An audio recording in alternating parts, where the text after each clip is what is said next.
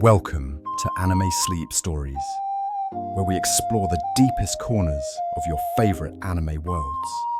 Tonight, we're embarking on a comprehensive journey through the shinobi world of Naruto, unraveling the complete story of the original series.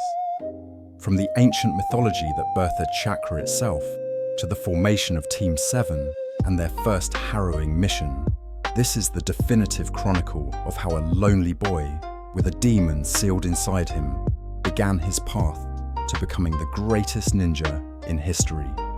Get comfortable, let the rain, sounds of the hidden leaf wash over you, and let's begin where all shinobi legends must begin, with the very essence of their power. Long before the hidden villages existed, before the great shinobi clans carved their names into history, before even the concept of ninja arts as we know them took shape, there was only humanity living in a world devoid of the supernatural energy that would come to define their future. The story of chakra's origin is not merely a tale of power gained, but a cosmic event that fundamentally transformed the course of human civilization. Millennia before our story begins, something otherworldly arrived on Earth. A seed carried across the vast emptiness of space, descended upon the planet, and took root in its soil. This was no ordinary seed. It was the beginning of the God tree, also called the senju, a cosmic entity that would draw sustenance not from sunlight and water alone, but from the very life force of the planet itself. The God tree grew to immense proportions, its roots spreading deep into the earth, its branches reaching toward the heavens, and its presence became woven into the landscape itself. The people of this ancient era knew nothing of chakra. They lived, fought, and died as ordinary humans. Their conflicts settled through physical strength, cunning, and the weapons they could forge with their hands. Wars were brutal affairs of steel and blood, where victory belonged to the strong and defeat meant oblivion for entire bloodlines. But the God tree observed, patient and alien, growing ever larger as it absorbed energy from the world around it. Once every 1,000 years, so the legends tell, the God tree would produce a single fruit. This chakra fruit contained within it all the energy the tree had accumulated, concentrated into a physical form of unimaginable power. It was said that the land around the God tree flourished because of its presence, but the truth was far more sinister. The tree was feeding, drawing life from everything around it, preparing to create something that would fundamentally alter reality itself.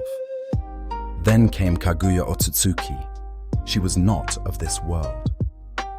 A member of the Otsutsuki clan, beings who traveled between planets harvesting chakra fruits to increase their own godlike power, Kaguya arrived on Earth with a purpose. But something changed in her. Perhaps it was the beauty of the world, or perhaps it was something more complex. But Kaguya made a decision that would echo through the ages. She consumed the chakra fruit herself. The moment the fruit touched her lips, existence itself seemed to shift. Power beyond mortal comprehension flooded into Kaguya's being. She became something more than human, more than Otsutsuki. She became the progenitor of chakra on Earth, the sole possessor of a power that made her effectively omnipotent. With this newfound ability, Kaguya brought an end to the wars that had plagued humanity. No army could stand against her. No weapon could harm her. She became revered as a goddess, the rabbit goddess, and for a time there was peace. But absolute power, as the saying goes, corrupts absolutely. Kaguya's rule became increasingly tyrannical. She demanded worship, obedience, and eventually, something far more sinister. The methods she employed to maintain her dominance grew darker, and the people who had once revered her began to fear her. Yet none could challenge a goddess. Kaguya's story took a turn when she gave birth to twin sons, Hamura and Hagoromo. These children, were the first beings born with chakra flowing naturally through their bodies, inheriting a portion of their mother's impossible power.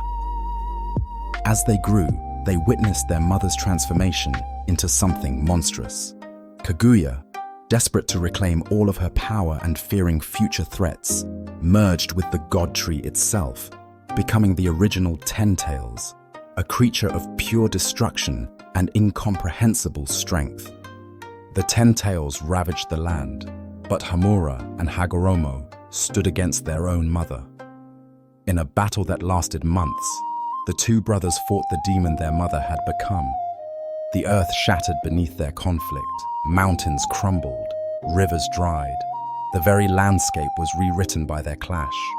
Finally, through their combined strength and the sealing techniques they had developed, they managed to seal the Ten Tails.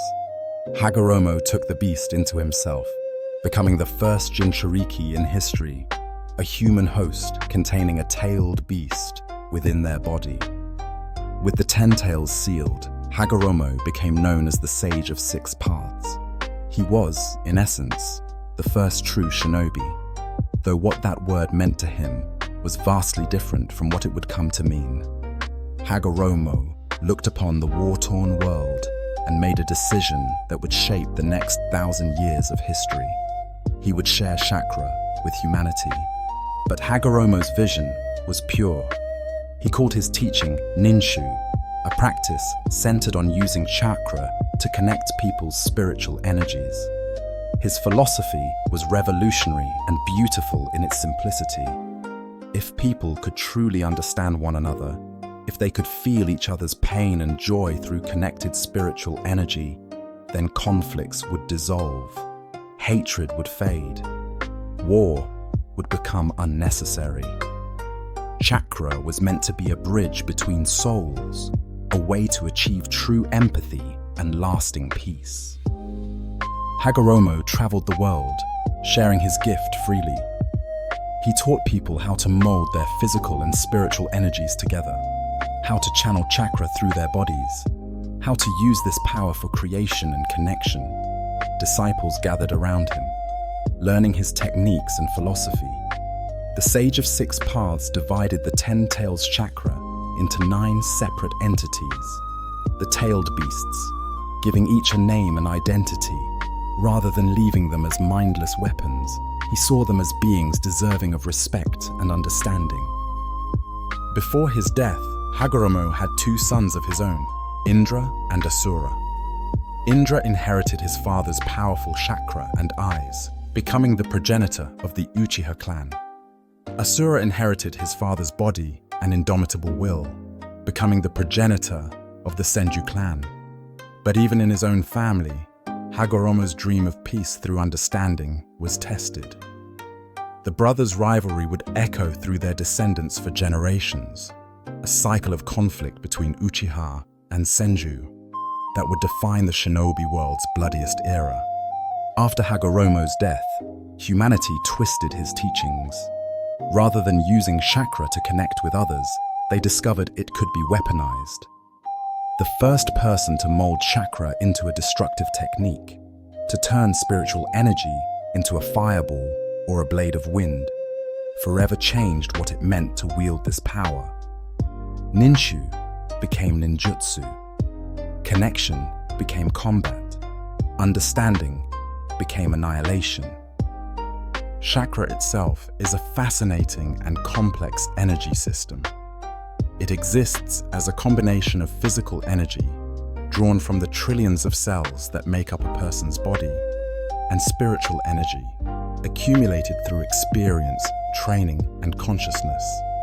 When these 2 energies are mixed together inside a person, chakra is formed. Every individual's chakra has a unique signature, a specific feeling and presence that trained senses can detect and identify, much like a fingerprint. The human body contains a chakra pathway system, similar to the cardiovascular system, with chakra flowing through channels to specific release points called tenketsu.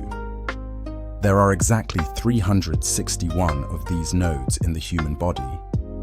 When a shinobi performs a technique, They're drawing chakra from their reserves, channeling it through these pathways, and releasing it through their tenketsu, often while using hand seals to help shape and control the energy.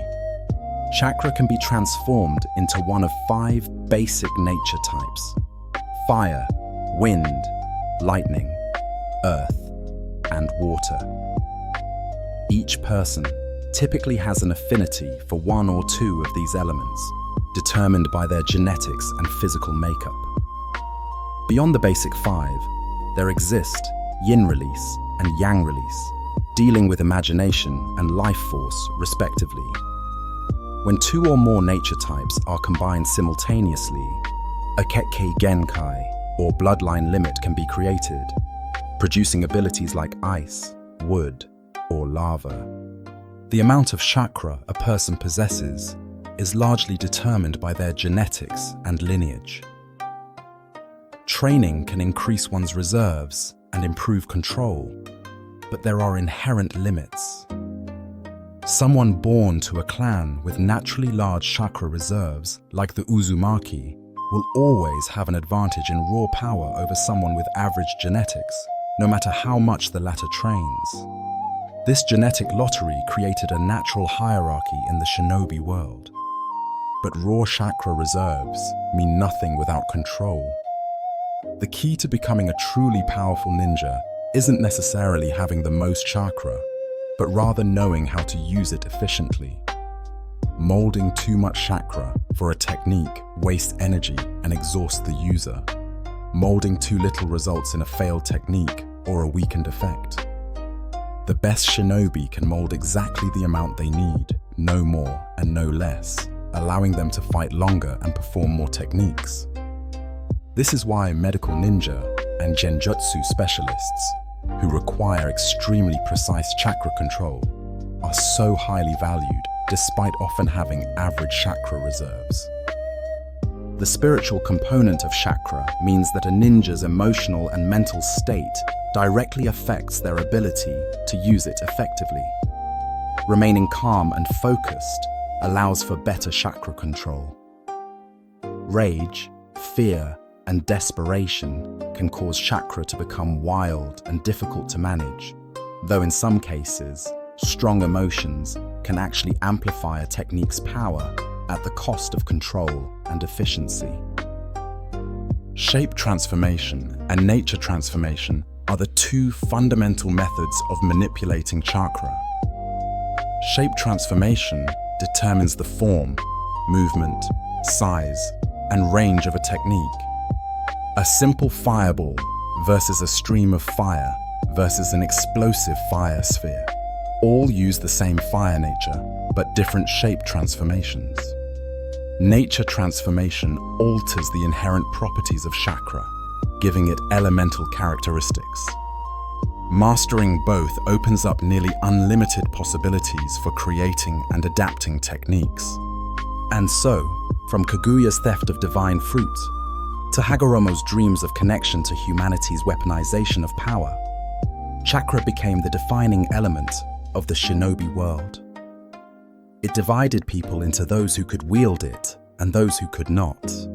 It created clans with special abilities passed through bloodlines. It made children into weapons and peace into a distant dream. This is the foundation upon which everything else was built.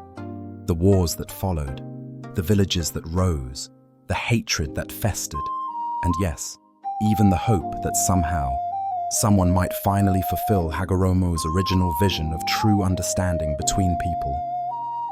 All of it stems from that ancient moment when Kaguya consumed the chakra fruit and changed the world forever.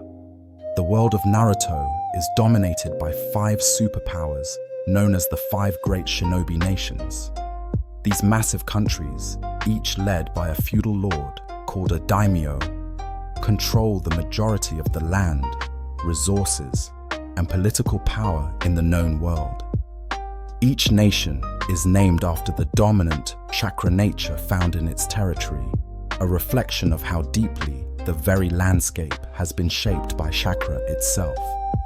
At the center of the continent lies the land of fire, home to Konoha, the village hidden in the leaves. The land of fire enjoys warm weather, abundant natural resources, and fertile land that made it prosperous and populous. Its central location made it both a target and a buffer between the other nations.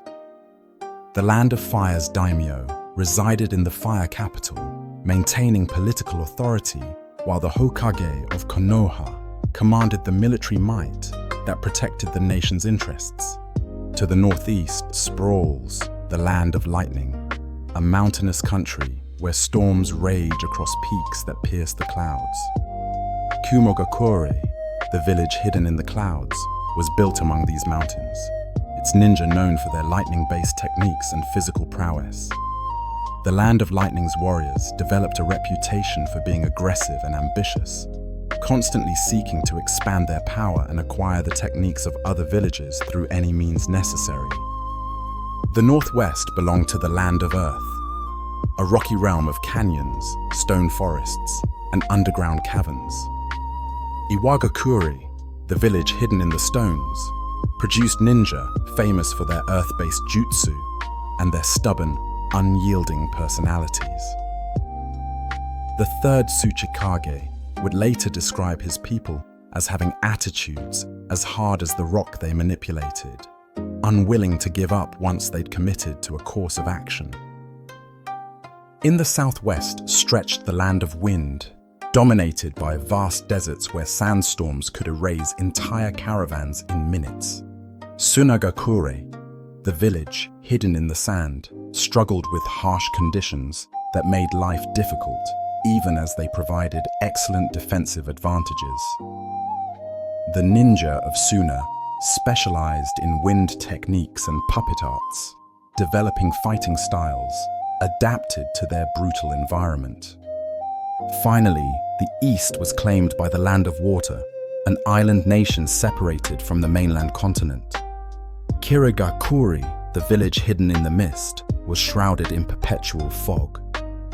The isolation of the Land of Water allowed it to develop independently, creating some of the most brutal shinobi training methods in the world. For many years, Kirigakure forced its academy students to fight to the death against their classmates as a graduation requirement, believing only the strong and ruthless deserved to become ninja. These 5 nations, for all their power and resources, were locked in a cycle of perpetual conflict. Smaller nations existed between them, buffer states like the Land of Rivers, the Land of Rain, and the Land of Grass. But these minor powers were often little more than battlegrounds where the great nations fought their proxy wars, destroying everything in pursuit of advantage. Before the hidden village system was established, the world was in what historians call the Warring States period. This was an era of unending bloodshed where shinobi clans hired themselves out to whoever would pay them. Loyalty lasted only as long as the contract, and today's employer might become tomorrow's enemy. Children were sent to battlefields as soon as they could hold a kunai, their lives expendable resources in the endless struggle for survival. Clans fought clans in vendettas that stretched back generations. A senju killed an uchiha, so the uchiha killed 2 senju, so the senju killed 4 uchiha, and the spiral continued downward into madness. There was no childhood in such times, no innocence preserved. A 5-year-old who couldn't fight was a 5-year-old who would die when enemies attacked brothers, watch sisters die. Children stepped over their parents' bodies. The earth itself seemed soaked in blood that would never wash away. Power was everything in the Warring States period. A clan with powerful bloodline abilities could dominate an entire region, taking the best contracts and growing wealthy and influential clans without special abilities struggled to survive, often being annihilated or absorbed by stronger rivals. Marriage alliances were tools of power, children born to combine bloodlines and create even stronger warriors. Love was a luxury few could afford. It was into this world of ash and sorrow that Hashirama Senju and Madara Uchiha were born, two boys from enemy clans who would dare to dream of something different. Their story is where the hidden village system truly begins, where the cycle of hatred first showed signs of potentially breaking. Picture a river flowing through a war-torn land. On its banks, two boys skip stones across the water's surface, competing to see whose stone can bounce the most times before sinking. They laugh. They talk about their dreams and frustrations. They find in each other something they'd never known before, a true friend who understands them completely. These boys don't know each other's family names. They don't know that their fathers lead the two most powerful and hated clans in the Land of Fire. They don't know that they're supposed to be mortal enemies. They only know that in this moment, beside this river, they've found something precious. Hashirama Senju was the eldest son of Butsuma Senju, head of the Senju clan. From birth, he was groomed to be a warrior, trained to kill and trained to lead. By the time he was 7 years old, Hashirama had already seen two of his brothers die on the battlefield. Itama and Kawarama, both younger than him, both full of potential and life, both cut down by uchiha blades. Their deaths haunted Hashirama, planting in his mind a question that seemed almost heretical in that blood-soaked age. Did it have to be this way? Madara Uchiha was born into equal pain. The Uchiha clan, famous for their Sharingan bloodline limit, suffered losses just as terrible as the Senju Madara had 4 brothers when he was young. One by one, he watched them march off to war. One by one, he attended their funerals or searched for bodies that would never be found. By the time he was 8, only one brother remained, Izuna, the person Madara loved most in all the world. When Hashirama and Madara met by that river, neither spoke their family names. Perhaps instinctively they knew that such knowledge would end this rare peace. They spoke instead of dreams. Hashirama told Madara about his vision of a village where children didn't have to fight, where they could grow up safe and only become warriors once they were ready. Madara shared his own desire for a world where his brother would never have to die on some nameless battlefield. They met again and again at that river, their friendship growing stronger with each encounter. They trained together, pushing each other to become more powerful. Hashirama discovered he could manipulate wood, a rare and powerful ability that combined earth and water, nature transformations. Madara awakened his Sharingan at a young age, the Uchiha's legendary dojutsu that could copy techniques and see through deception. But friendship cannot exist in a vacuum, especially in time of war. Eventually, their families grew suspicious. Following his son one day, Butsuma Senju discovered Hashirama's secret meetings with Madara. At the same time, Tajima Uchiha learned of his son's friendship with an enemy. The next time Hashirama and Madara met by the river, their fathers and brothers were there, ready to kill. The two boys stood between their families, neither willing to betray the other despite knowing they should. Hashirama and Madara were forced to fight, to maintain the pretense of enmity, but neither could bring themselves to strike a killing blow. Their families eventually retreated, but the friendship was exposed. The boys were forbidden from meeting again. Duty to clan and family demanded they treat each other as enemies. Years passed. The war continued. Both Hashirama and Madara became increasingly powerful, each earning fearsome reputations on the battlefield. Hashirama's wood release made him nearly invincible, able to create forests in moments and subdue even the most powerful opponents. Madara's Sharingan evolved into the Mangekyu Sharingan after witnessing enough death, granting him abilities that made entire enemy armies flee in terror. Then came the day that broke Madara forever. In a major battle between the senju and uchiha, Madara's last remaining brother, Izuna, was fatally wounded by Tobirama Senju. Hashirama's younger brother Izuna died in Madara's arms, but before passing, he gave Madara his own eyes, allowing Madara to obtain the eternal Mangekyu Sharingan, a power that didn't degrade with use. The guilt and rage of failing to protect his last brother consumed Madara, turning something in him dark and cold. After Izuna's death, Madara led the Uchiha in one final assault against the Senju, determined to end this conflict one way or another. The battle was catastrophic. The earth itself cracked under the force of their techniques. When the dust settled, Madara lay defeated, exhausted, his clan decimated. Tobirama prepared to execute Madara, to finally end the Uchiha threat once and for all. But Hashirama stopped him. Despite everything, despite all the death and pain, despite knowing that Madara would never forgive Tobirama for Izuna's death, Hashirama stood between his brother and his former friend. He made an offer that shocked everyone present. He offered to kill himself if it would bring peace between the clans. Hashirama raised a kunai to his own throat, fully prepared to die if it meant ending the cycle of hatred. In that moment, Madara saw the same boy he'd met by the river so many years ago. The boy who had dreamed of a village where brothers didn't have to die. Something in Madara's heart cracked. He stopped Hashirama, accepting the offered peace. The Senju and Uchiha clans formed an alliance, the first time such a thing had happened in living memory. Other clans that had been allied with either the Senju or Uchiha soon joined, until a coalition of clans stood together. They claimed a forested land rich with resources and began construction of the first hidden village.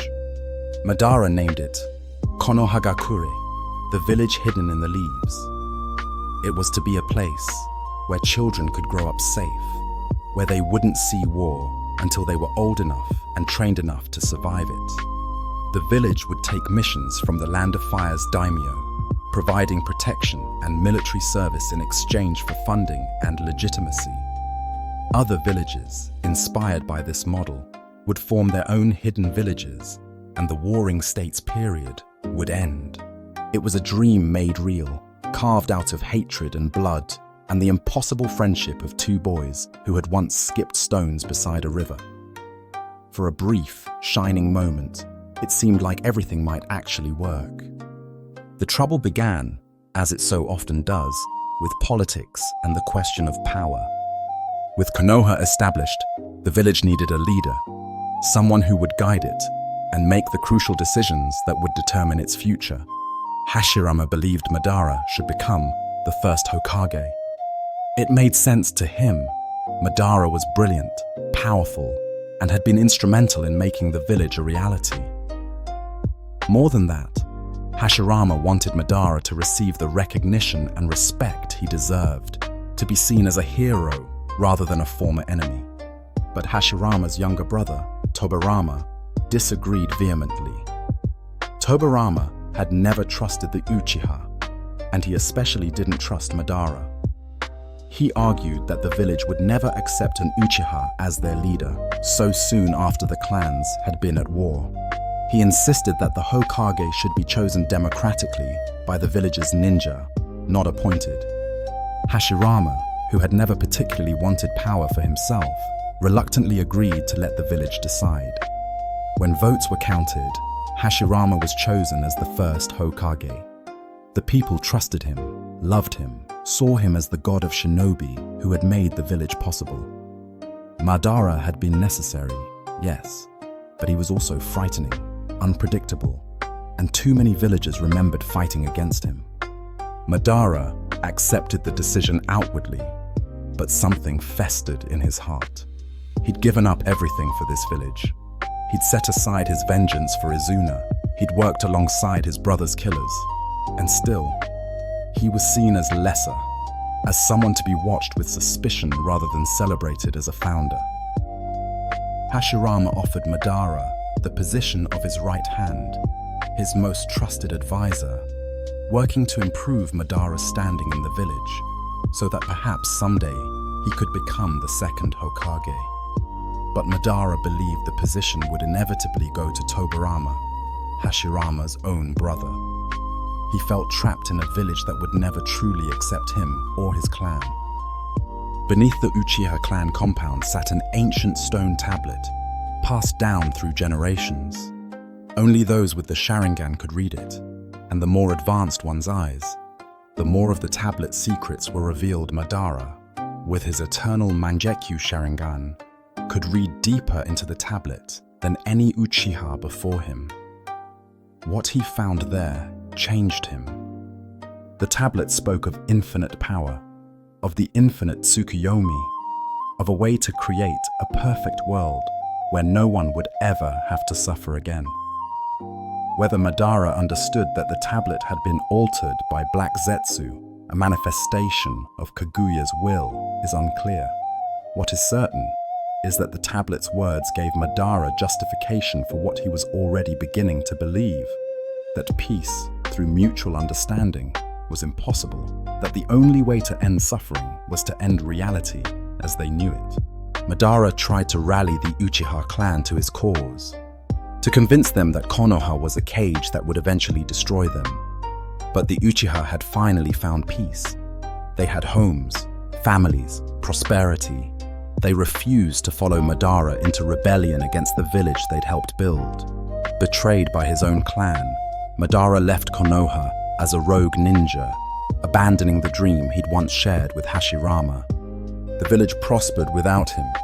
Other nations, seeing the success of Konoha, created their own hidden villages. Sunagakure, Iwagakure, Kumogakure, and Kirigakure were established, each becoming the military might of their respective nations. The hidden village system promised stability and an end to the constant warfare of the warring states period. For the first time in generations, children could hope to reach adulthood. But Madara was not finished with Konoha. Years after his departure, Madara returned. He'd somehow gained control of the nine-tailed fox, Kurama, the most powerful of all the tailed beasts. With the demon fox under his command, Madara launched an assault on Konoha. Kurama's power was incomprehensible, each swipe of its tails enough to flatten mountains, its chakra reserves seemingly endless. The village that Madara had helped create now faced annihilation by his hand. Hashirama was forced to confront his former friend in battle. It was a conflict that would be remembered for generations, so destructive that the very landscape was permanently altered by their clash. The battle raged at a location that would come to be known as the Valley of the End, where two massive waterfalls cascade down a cliff face. Madara stood atop Kurama, the demon fox's chakra surrounding him like armor. His Susanoo, a massive chakra construct that acted as the ultimate defense and offense. Overlaying the beast, Hashirama summoned his most powerful technique, the Sage Art. True, several thousand hands, a gargantuan wooden statue with thousands of arms, each one capable of striking with devastating force. The scale of the battle was beyond human comprehension. Mountains crumbled, rivers changed course. The very earth shattered under the pressure of their techniques. Kurama's tailed beast bombs carved canyons into the landscape. Hashirama's wood constructs created forests that still stand to this day. The sky itself seemed to crack under the strain of their chakra. In the end, Hashirama emerged victorious. He managed to separate Kurama from Madara's control and defeat his former friend. Madara fell, apparently dead, his blood staining the stones of the newly formed valley.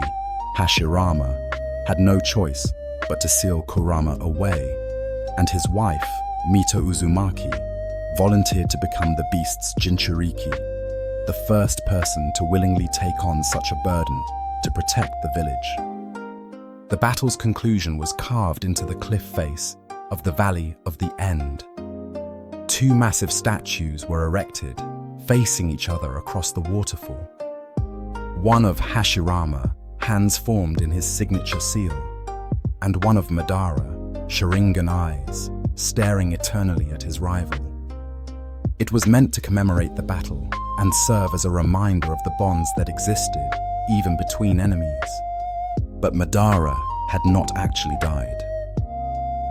Using a technique called Izanagi, he'd rewritten reality itself for just a moment, making his death an illusion, while the real Madara escaped with a piece of Hashirama's flesh. In the darkness of hidden caves, Madara survived, sustained by the very wood-release cells he'd stolen from his former friend. He waited, planned, and eventually found a successor to carry out his vision.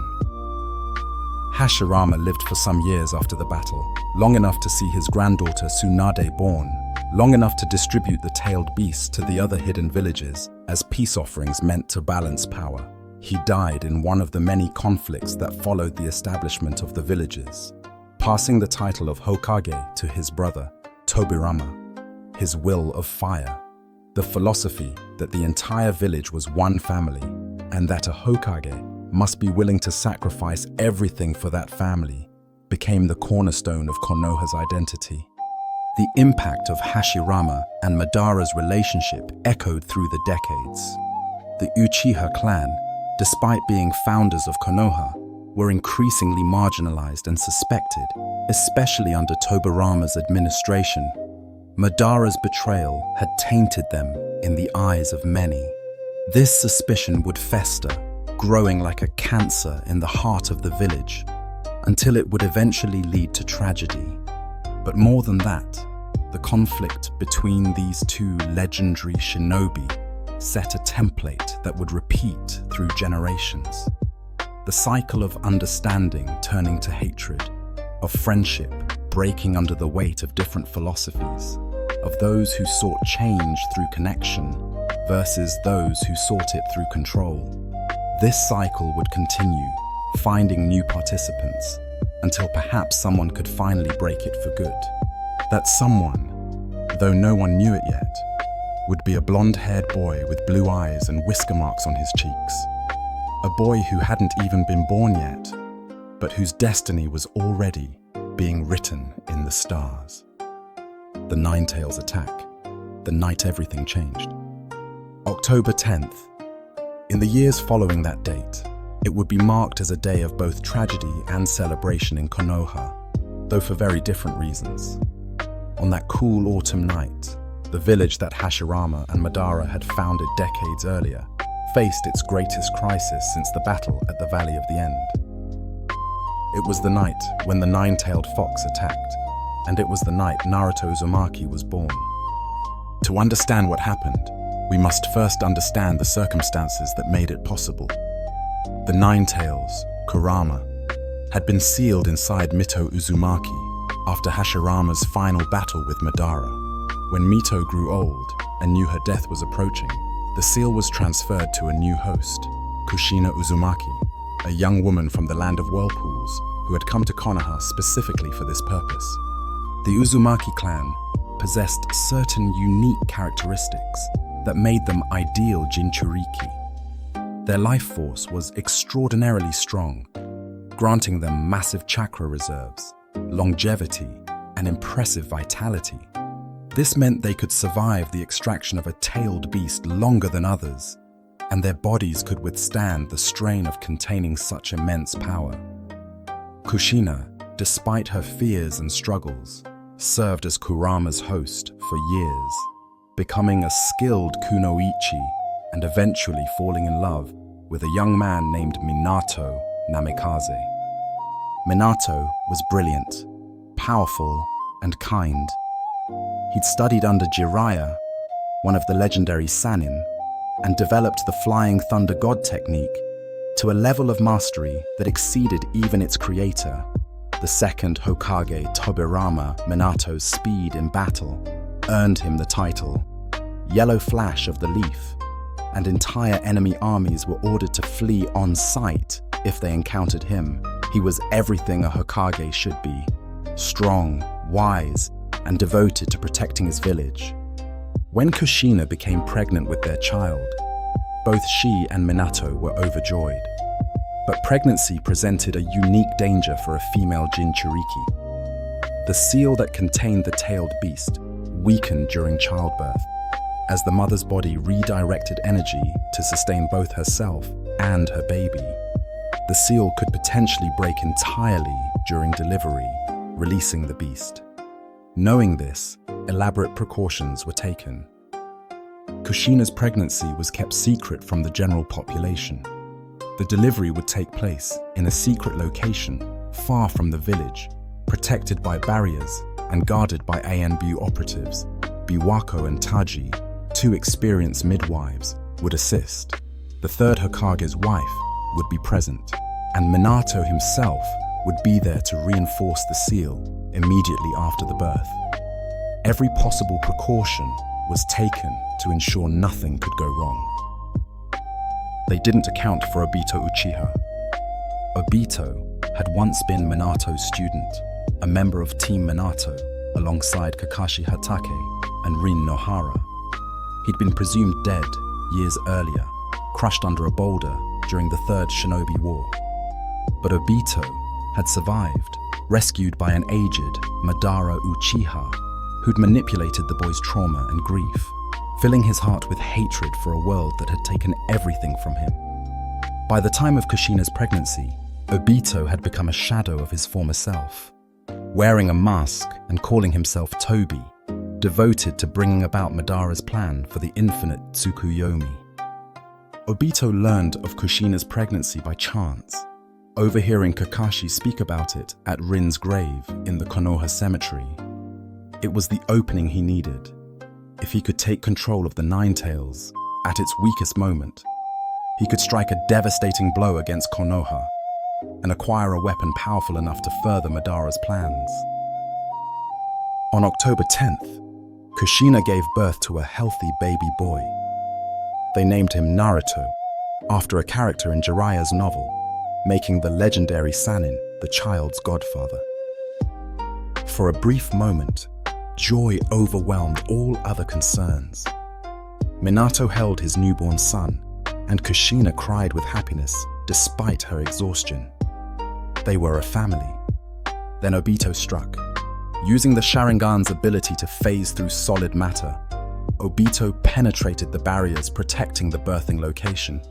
He killed the Ambu guards outside silently, leaving no one to raise an alarm. He entered the cave to find Biwako holding the newborn Naruto, while Taji tended to Kushina. Without hesitation, Obito killed both midwives in an instant, their blood spattering across the cave walls. Obito grabbed Naruto, placing explosive tags on the infant and holding him hostage. He commanded Minato to step away from Kushina, away from the seal that was keeping the Nine Tails contained. Minato had no choice but to comply. He used the flying thunder god to teleport away with Naruto, removing the explosive tags and getting his son to safety in one of his prepared safe houses. But those crucial seconds were all Obito needed. He approached the weakened Kushina and forcibly extracted the Nine Tails from her body. The uzumaki vitality that made Kushina an ideal host now became her curse, as she survived the extraction, but in terrible agony. Obito used his Sharingan to take control of Kurama's mind, enslaving the tailed beast to his will. Kurama was no simple monster. The fox possessed intelligence, feelings, and decades of resentment toward humans who had treated it as a weapon to be used and sealed away. Under Obito's control, that rage was given focus and form. Obito summoned the Nine Tails directly into the middle of Konoha, ordering it to destroy everything. Imagine the terror, the hidden leaf village, peaceful in the night, suddenly erupting in chaos as a demon the size of a mountain materialized in its streets. Kurama's Nine Tails lashed out, each one capable of destroying city blocks. Buildings centuries old crumbled to dust. Ninja, who'd survived countless battles, were crushed like insects. The beast's chakra was so intense, it felt like reality itself was warping. Hiruzen Sarutobi, the third Hokage, who had retired and passed the title to Minato, leapt back into action despite his age. The Ino Shika Cho formations, specialized three-man teams from the Yamanaka, Nara, and Akimichi clans, deployed to try to slow the beast. Every able-bodied ninja in the village rushed to defend their home. But what could they do against something like this? Kurama gathered chakra for a tailed beast ball, a concentrated sphere of destructive energy that could obliterate everything in its path. The blast was aimed directly at the Hokage Rock, the monument carved with the faces of all the village's leaders. If it hit, the explosion would take out a huge portion of the village, killing thousands. Minato appeared in a flash of yellow, using his flying thunder god, guiding thunder technique to redirect the tailed beast ball away from the village. The explosion detonated harmlessly in the distant mountains, carving a new valley into the landscape. He'd saved countless lives, but the Ninetales was still rampaging, and Obito was still controlling it. Minato engaged Obito directly, the student facing his corrupted mentor. Their battle was brief but intense.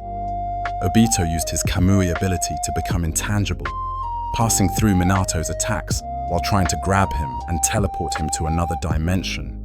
But Minato's tactical genius and his marking of Obito with a flying thunder god seal allowed him to land a devastating Rasengan, forcing Obito to break his concentration. The Rasengan, a technique Minato had created himself, was a spinning sphere of pure chakra that didn't require hand seals. It ripped apart Obito's arm and forced him to flee, but more importantly, it disrupted his control over the Ninetales freed from the Sharingan's influence. Kurama's mind was its own again, but that didn't make the fox less dangerous. If anything, it made things worse. Now the demon attacked of its own free will, venting centuries of rage at being sealed, controlled, and used as a weapon. Minato summoned Gamabunta, the gigantic toad boss of Mount Myoboku, and teleported both the toad and the Ninetales to the location where he'd left Kushina and baby Naruto. It was the farthest point from the village he could reach, buying time, but knowing he had only moments to act. Kushina, despite being on the verge of death from the extraction, used the last of her strength to manifest chakra chains, a special ability of the Uzumaki clan, to bind the Ninetales and hold it still. She offered to have the Ninetales sealed back into her body. She would die anyway from the extraction, but if she took Kurama with her, the beast would die too, at least for a time, until it reformed years later.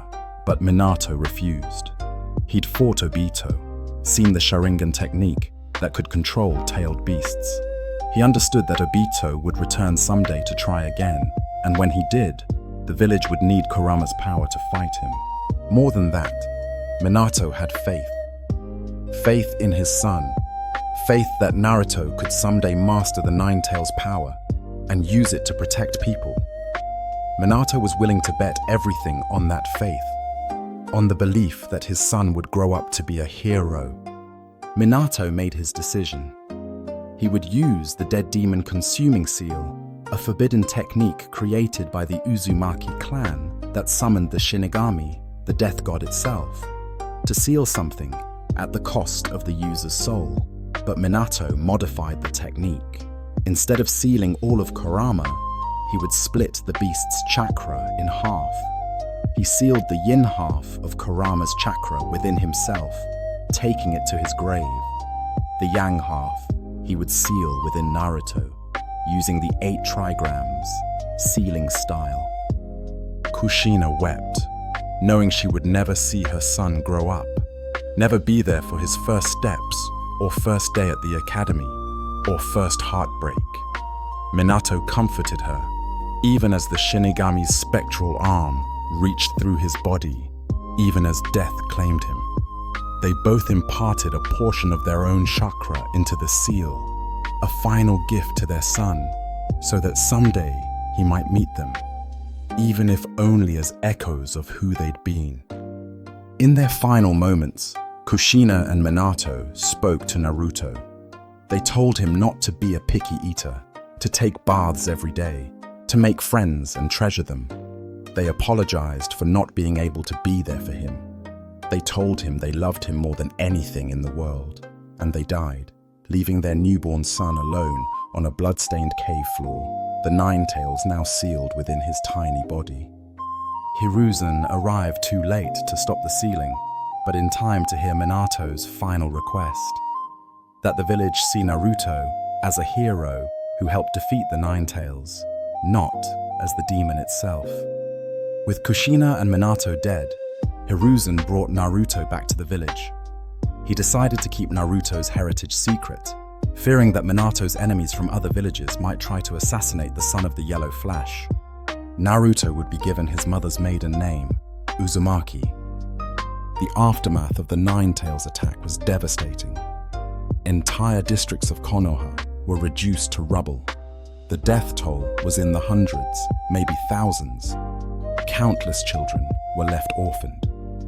The fourth Hokage, who had led the village for only a short time, was dead along with his wife. The creature that had destroyed so much was now sealed inside a newborn baby. Hiruzen, despite having retired, took up the mantle of Hokage once more out of necessity. He stood before the survivors and relayed Minato's dying wish, that Naruto be seen as a hero, not a monster. Some people, able to separate the seal from what was sealed, honored this request. Most could not. They looked at the baby with the whisker marks on his cheeks and saw only the demon fox that had killed their loved ones, destroyed their homes, and left their village in ruins. The third Hokage, trying to prevent hatred from poisoning the next generation, decreed that no one was allowed to speak of Naruto being the Nine Tails Jinchuriki. It was to be an S-rank secret, punishable by severe consequences if revealed. He hoped this would allow Naruto to grow up without being defined by the beast inside him. But silence about the why did nothing to stop the how. The adults couldn't speak of Naruto being a Jinchuriki, but that didn't stop them from glaring at him with barely concealed hatred. It didn't stop them from refusing to serve him in shops or charging him outrageous prices. It didn't stop them from telling their children to stay away from that boy, and the children, not understanding why but following their parents' example, ostracized Naruto from the earliest days of his life. October 10th became a day of mourning in Konoha, a day to remember those who died defending the village. Memorials were held, names were read aloud, tears were shed, and through it all, a small boy with blonde hair and blue eyes sat alone in his apartment, knowing only that everyone seemed to hate him, but not understanding why. This was the legacy of Obito's attack. Not just the physical destruction or the political instability that followed, but the creation of a child who would grow up hated for circumstances beyond his control. A boy who would have to fight for every scrap of acknowledgement and love. A Jinchuriki who was supposed to be seen as a hero, but was instead treated as the very demon his parents died to seal away. The Nine Tails attack shaped Konoha's future in ways both obvious and subtle. It set in motion events that would determine the fate of the entire shinobi world. And at the center of it all was Naruto Uzumaki, a baby who would grow into a boy who would grow into a ninja, and a ninja who would someday challenge the very cycle of hatred that had claimed his parents' lives. There's a particular kind of loneliness that comes from being surrounded by people who pretend you don't exist, and Naruto Uzumaki knew that loneliness intimately.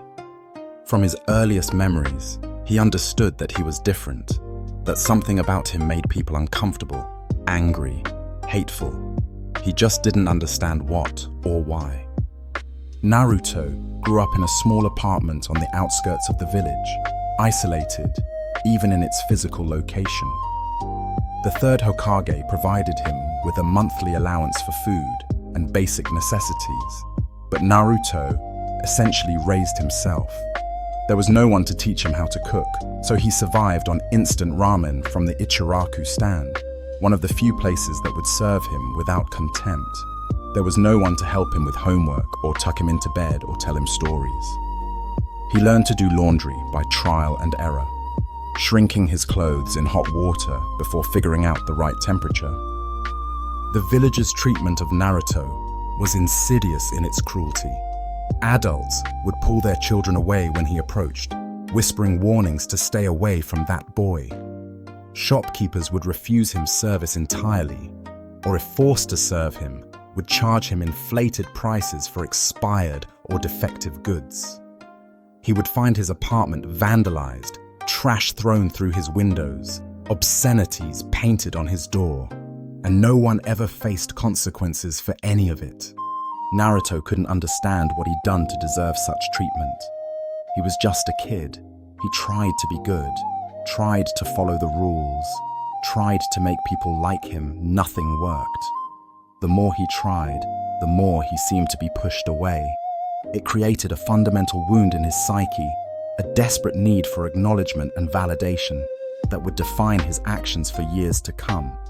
The Ninja Academy was supposed to be a fresh start. Finally, Naruto would be around other children his age, learning alongside them, proving himself through the same challenges they faced. Surely here, in a classroom where everyone started from the same place, he could make friends and earn respect. He was wrong. The children at the academy already knew to avoid Naruto.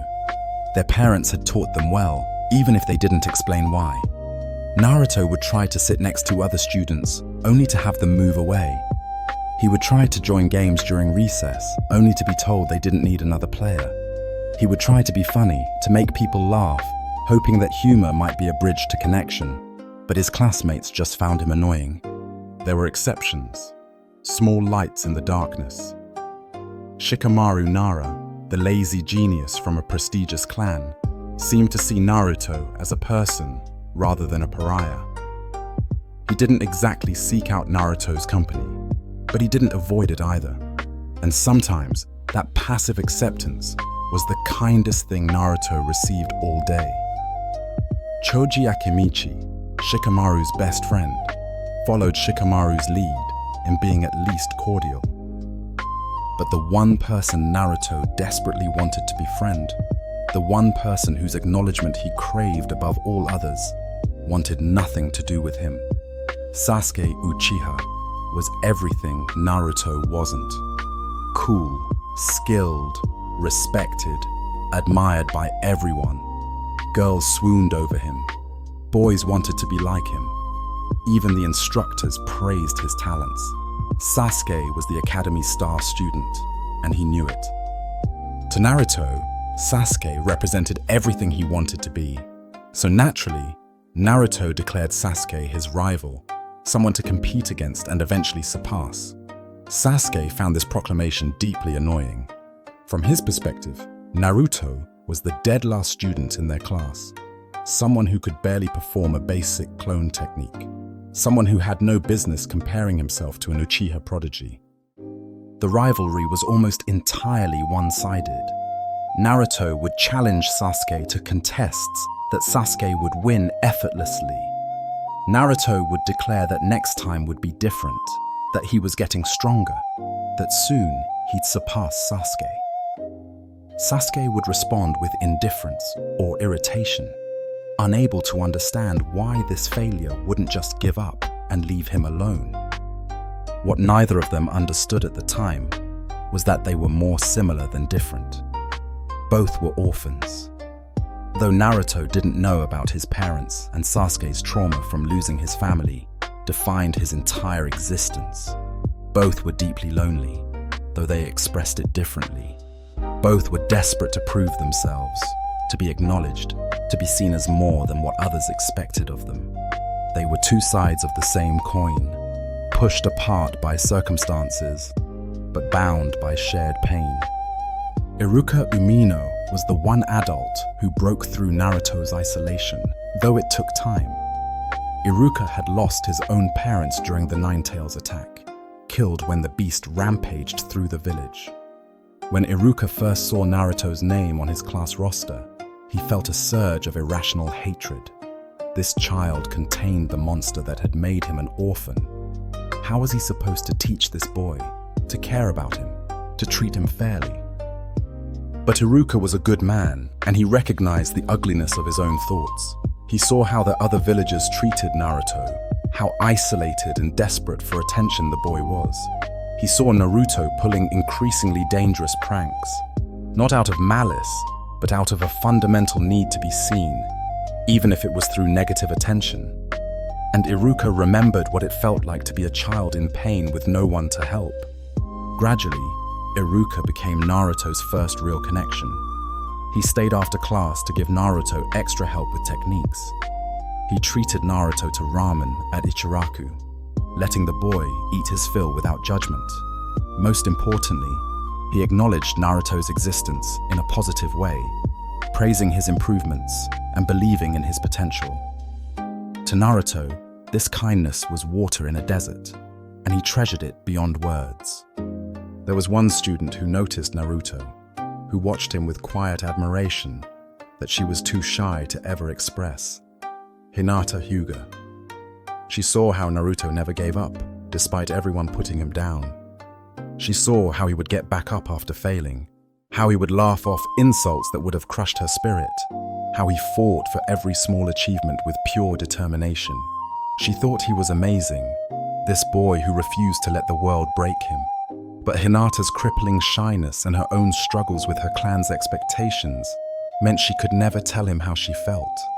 Naruto's pranks became legendary as he grew older and his skills improved. He vandalized the Hokage monument, painting silly faces on the carved likenesses of past leaders. He used transformation jutsu to impersonate instructors and cause chaos. He once released all the animals from the pet store, creating a stampede through the marketplace. Every time he was caught, he'd be punished. But the acknowledgement that came with notoriety was better than being invisible. But beneath the pranks and the goofy smile, beneath the proclamations that he'd become Hokage someday, was a deeply wounded child. At night, alone in his apartment, Naruto would sometimes look at the faces carved into the mountain and wonder what it felt like to be loved by an entire village. He would imagine having a family, having friends, having someone who cared whether he came home or not. He would dream of the day when people would stop looking at him with hatred and start seeing him as a person. The worst part, the part that Naruto never spoke aloud, was the doubt. Maybe everyone was right. Maybe there was something fundamentally wrong with him. Maybe he deserved to be alone. These thoughts would creep in during his darkest moments, undermining his confidence and making him question whether his dreams of becoming Hokage were just the delusions of a kid who couldn't face reality. But Naruto had something many others lacked, an absolutely unbreakable will. He made himself a promise, a vow that he would repeat like a mantra whenever the darkness threatened to overwhelm him. He would never give up. No matter how many times he failed, no matter how many people rejected him, no matter how impossible his dreams seemed, he would keep fighting. Because giving up would mean admitting that all those people who hated him were right, and Naruto couldn't accept that. As Naruto approached graduation from the academy, his isolation had shaped him in profound ways. He was starved for acknowledgement, willing to do almost anything to be recognized. He was competitive to a fault, seeing every interaction as a chance to prove himself. He was loud and abrasive, having learned that being noticed was better than being ignored. And underneath it all, he carried a deep well of loneliness and pain that he covered with smiles and determination. Naruto failed the graduation exam twice before finally passing. The test required students to successfully perform 3 basic techniques: the clone jutsu, the transformation jutsu, and the substitution jutsu. Naruto excelled at transformation and substitution, but the standard clone jutsu was his nemesis. The technique required precise chakra control to create an illusory copy of oneself, and Naruto, burdened with both his own enormous chakra reserves and the Nine-Tails influence, simply couldn't mold the small, precise amount needed. His second failure nearly broke him. Watching his classmates celebrate while he remained a failure was devastating. Mizuki, one of the academy instructors, found Naruto sitting alone in despair and manipulated the boy's pain. Mizuki told Naruto about a secret scroll hidden in the Hokage's residence that contained powerful, forbidden techniques. If Naruto could steal the scroll and learn a technique from it, Mizuki said, he would pass the graduation exam. Desperate to succeed, Naruto stole the Scroll of Seals, one of Konoha's most important and dangerous artifacts. He spent the night in the forest, learning the shadow clone technique, a forbidden jutsu that created real, physical copies of the user that could act independently and, when dispersed, transferred their memories and experiences back to the original. It was perfect for someone with Naruto's massive chakra reserves, requiring brute force rather than precision. The truth came out when Iruka found Naruto in the forest. Mizuki appeared, revealing his true intentions. He'd never meant to help Naruto pass. He'd manipulated the boy into committing treason so he could steal the scroll himself. And then Mizuki told Naruto the truth about the Nine-Tails sealed within him, the real reason everyone in the village hated him. For the first time in his life, Naruto understood. He wasn't hated for who he was, but for what he contained. The villagers saw him as the demon fox itself, unable or unwilling to separate the seal from what was sealed. Everything suddenly made horrible sense. The glares, the rejection, the violence. He was a living reminder of the worst day in Konoha's history. But Iruka stepped between Naruto and Mizuki, protecting his student despite his own past trauma. Iruka acknowledged Naruto's pain, validated his feelings, and then said something Naruto had never heard before. "I'm proud of you." Those simple words, that genuine expression of care, saved Naruto from despair. When Mizuki attacked, Naruto used his newly learned shadow clone technique to create hundreds of copies and overwhelm the traitor. Iruka gave Naruto his own forehead protector, the symbol that designated him as a full-fledged ninja of Konoha. It was a moment of pure validation, the first time someone had chosen to acknowledge Naruto, not despite the Nine-Tails, but as simply himself. Naruto cherished that forehead protector more than any possession he'd ever owned, wearing it proudly as proof that he belonged, that he was a real ninja, that someone believed in him. Graduating from the academy was just the beginning. Naruto was finally a genin, but he had years of training ahead of him before he could even dream of becoming Hokage. He would need to be assigned to a 3-man team under a jonin instructor. He would need to develop his skills, learn cooperation, and prove himself capable of handling real missions. More than anything, Naruto needed to show the village that he wasn't the Nine-Tails. He was Naruto Uzumaki, a ninja of Konoha, and someday he would be Hokage. That was his promise, his dream, his absolute vow. And Naruto Uzumaki never went back on his word. That was his ninja way. The day after graduation, all the newly minted genin gathered at the academy for team assignments. The air buzzed with excitement and nervousness as graduates waited to learn who they'd be working with for the foreseeable future. Friendships might be preserved or tested. Rivals might be forced to cooperate. Everything was about to change. Team assignments were carefully considered by the village leadership. The goal was to create balanced squads where members' strengths compensated for each other's weaknesses, where personality types would create functional dynamics, and where the Jonin instructor could guide the students most effectively. In practice, this meant a lot of political considerations, clan alliances, and strategic thinking went into every three-person team. Naruto sat impatiently through the announcements. Team 8 was assigned to Kurenai Yuhi, Hinata Hyuga, Kiba Inuzuka, and Shino Aburame, a tracking-focused team heavy on sensory abilities. Team 10 went to Asuma Sarutobi, son of the third Hokage, Shikamaru Nara, Choji Akimichi, and Ino Yamanaka, the newest generation of the legendary Ino Shikacho formation. Then came Team 7. When Iruka read the names, Naruto's heart sank, even as Sakura's soared. Team 7 would consist of Naruto Uzumaki, Sasuke Uchiha, and Sakura Haruno, under the leadership of Kakashi Hatake. From Naruto's perspective, this was terrible. He'd been paired with his rival Sasuke, the person who looked down on him more than anyone else their age. And Sakura, the girl Naruto had a massive crush on, was completely obsessed with Sasuke, seeing Naruto as nothing more than an annoying pest who got in the way of her one true love. How was this supposed to work? From Sasuke's perspective, this was equally bad. He'd been paired with the dead last student in their class, someone who would obviously drag down the team's performance.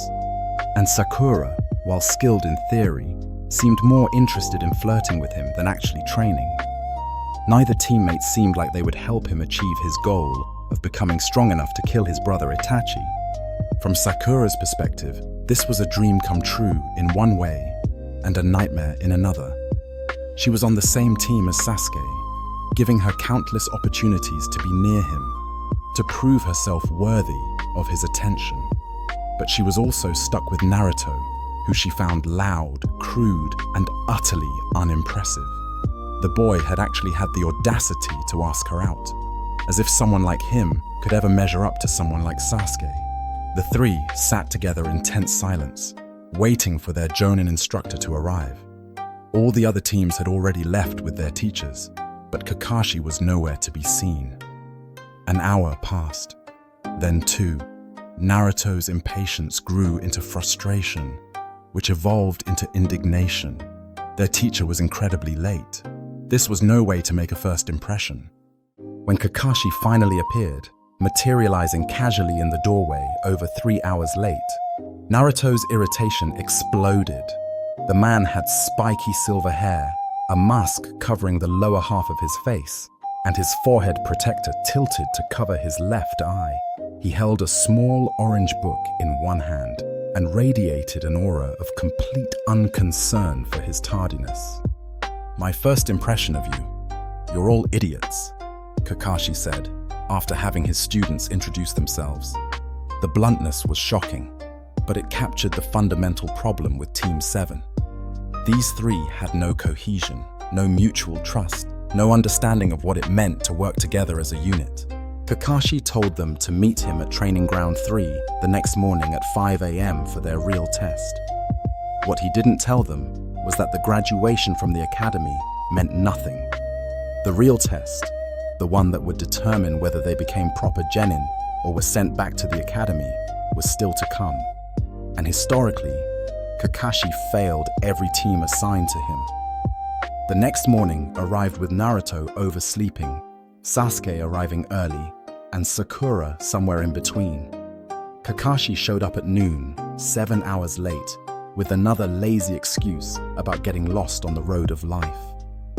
By this point, Naruto was furious, Sasuke was annoyed, and Sakura was confused about what kind of teacher behaved this way.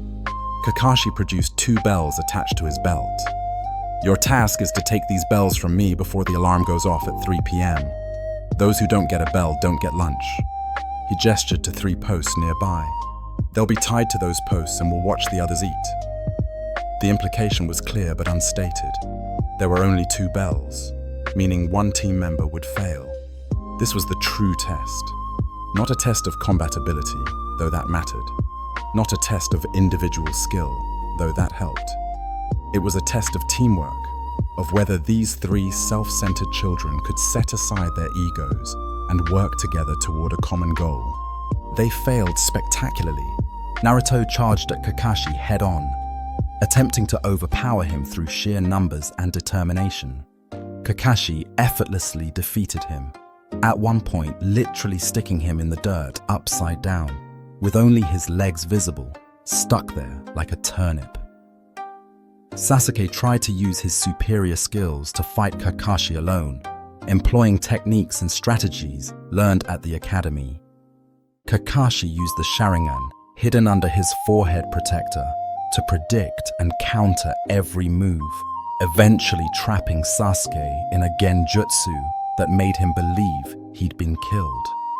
Sakura, paralyzed by concern for Sasuke after seeing him seemingly dead, was defeated without much of a fight. The alarm rang. Time was up. None of them had gotten a bell. Kakashi tied Naruto to one of the posts as promised, declaring him the one who would go without food. Then he told Sasuke and Sakura they could eat, but if they shared any food with Naruto, all 3 would fail immediately. Kakashi disappeared, leaving the 3 genin alone. Naruto's stomach growled audibly. Sakura and Sasuke unpacked their lunches, the smell of food torture for Naruto, who'd skipped breakfast on Kakashi's advice to avoid vomiting during the test. Then something unexpected happened. Sasuke offered Naruto some of his food. When Sakura asked what he was doing, Sasuke's logic was simple. If he's too weak from hunger, the team's performance will suffer. We need him at full strength to have any chance. Sakura, touched by Sasuke's practical concern, even if it wasn't exactly compassionate, offered Naruto some of her food as well. They were defying their instructor's direct order, risking failure. But they'd reasoned that working as a team was more important than following rules that seemed designed to divide them. Kakashi appeared in a dramatic flash of smoke, ready to fail them for their disobedience. The 3 genin braced themselves for the lecture, for being sent back to the academy, for the shame of failure. Instead, Kakashi smiled beneath his mask. You pass. The confusion on their faces was almost comical. Kakashi explained the true purpose of the test. In the ninja world, those who break the rules are scum, but those who abandon their comrades are worse than scum. Every successful team he'd ever been on had understood that teamwork and loyalty to one's comrades superseded everything else. Individual strength meant nothing if you couldn't work with others. The 2 bells were a lie, a trick to make them compete against each other. The real test was whether they would see through the deception and choose cooperation over competition. By deciding to feed Naruto despite the risk, they'd proven they understood, even if only instinctively, that the team's success was more important than individual glory. Team 7 had passed, but their troubles were far from over. Passing Kakashi's test made them official genin, but it didn't make them a functional team. The underlying tensions remained. Naruto still saw Sasuke as a rival to surpass. Sasuke still saw Naruto as a nuisance and Sakura as a distraction.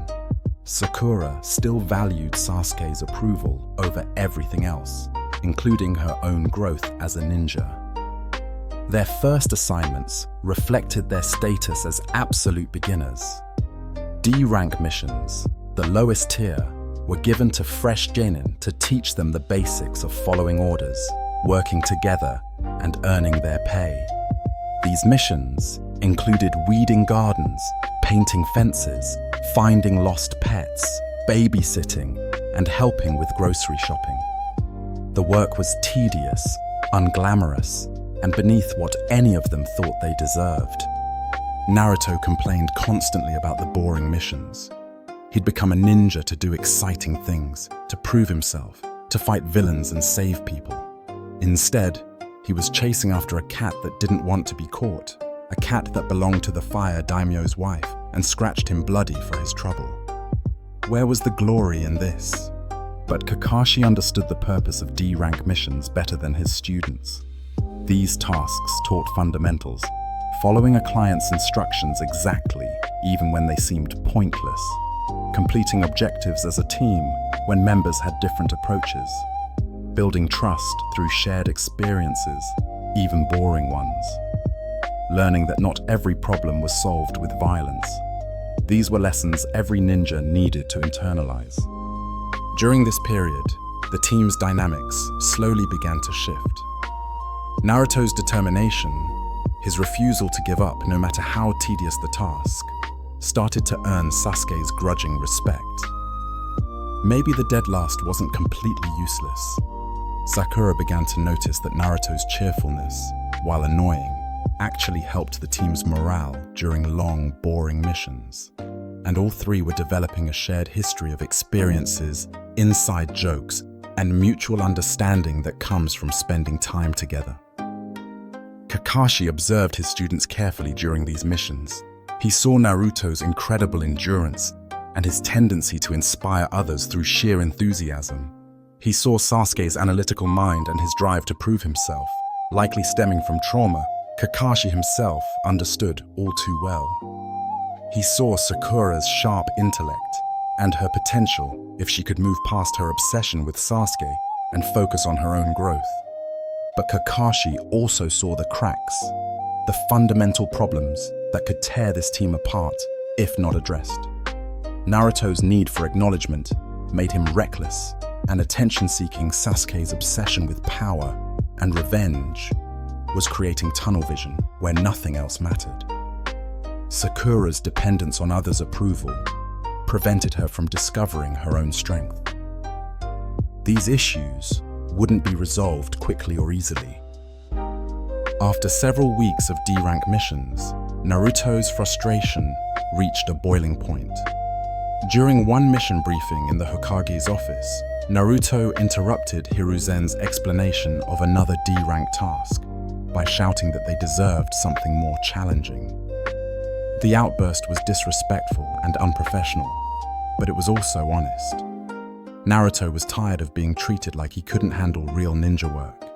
Hiruzen, showing either wisdom or perhaps a touch of indulgent fondness for the boy he'd watched grow up, decided to grant Naruto's request. He assigned Team 7 a C-rank mission: escort a bridge builder named Tazuna back to his home in the Land of Waves and protect him while he completed construction of a major bridge connecting his island nation to the mainland. C-rank missions were rated for encounters with bandits or wild animals, but nothing beyond what genin and a jonin could handle. It should have been straightforward. Travel to the Land of Waves, guard the client while he worked, return home. A perfect stepping stone between boring D ranks and truly dangerous work. As Team 7 accepted the mission, none of them understood that their client was hiding something. None of them knew that what they thought would be a simple escort mission would become a life and death struggle that would define their team and set the course for everything that followed. They were about to face their first real enemies. They were about to learn what it truly meant to be a ninja, and they were about to discover that the world beyond Konoha's walls was far more complex, dangerous, and morally ambiguous than they'd ever imagined. The gates of Konoha closed behind Team 7 as they set out with Tazuna, the bridge builder they'd been hired to protect. The old man was gruff and smelled of alcohol, complaining about being assigned a bunch of brats as protection. Naruto took immediate offense, resulting in a brief shouting match that Kakashi had to defuse. Sasuke remained aloof, focused on scanning their surroundings. Sakura tried to maintain professional composure while internally cringing at Naruto's behavior. The journey to the Land of Waves would take several days on foot, traveling through forests and along roads that saw regular merchant traffic. It should have been uneventful. C-rank missions rarely encountered significant danger, especially not with a jonin like Kakashi leading the team. The first sign that something was wrong came subtly.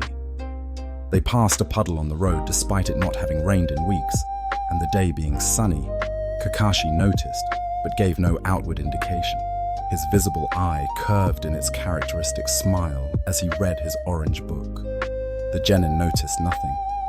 Two ninja emerged from the puddle, which had been a water-based transformation technique. They were the demon brothers, Meizu and Gozu, Chunin from Kirigakure. Their weapon was a shuriken chain that connected them, covered in poison. Before anyone could react, they'd wrapped the chain around Kakashi and pulled, shredding their target into pieces. Naruto froze, paralyzed by shock. His teacher had just been killed right in front of him. The demon brothers turned their attention to Tazuna, the real target, with Naruto standing directly in their path. One brother lunged, his poisoned gauntlet aimed to tear through the boy's stomach. Sasuke moved. He'd overcome his own shock faster than Naruto, his uchiha training kicking in. Sasuke intercepted the attack, using a kunai to pin the chain to a tree before delivering a kick that sent one brother flying.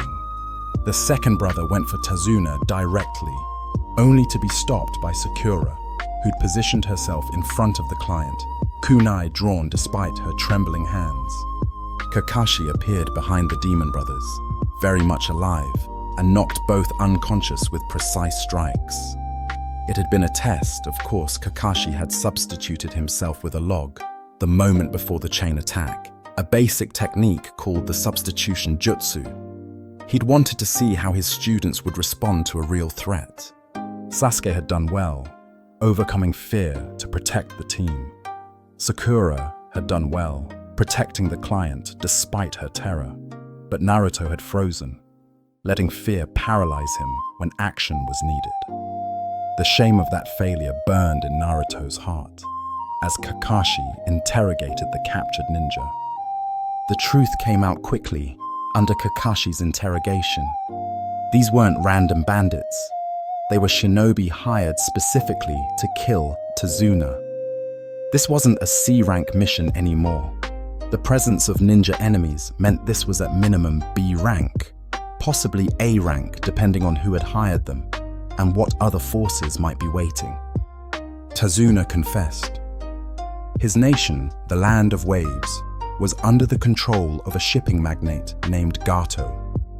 This corrupt businessman had established a monopoly on all sea-based transport to and from the island nation, strangling the economy and essentially holding the entire country hostage. Tazuna's bridge would break that monopoly, allowing goods and people to move freely again. Gato wanted Tazuna dead before the bridge could be completed. The bridge builder explained he couldn't afford to hire ninja at the true mission rank. His nation was poor, nearly bankrupt from Gato's stranglehold on trade. A C rank was all he could afford, so he'd lied about the dangers, hoping the ninja would be committed enough to see the mission through once they learned the truth. Kakashi had every right to abort the mission.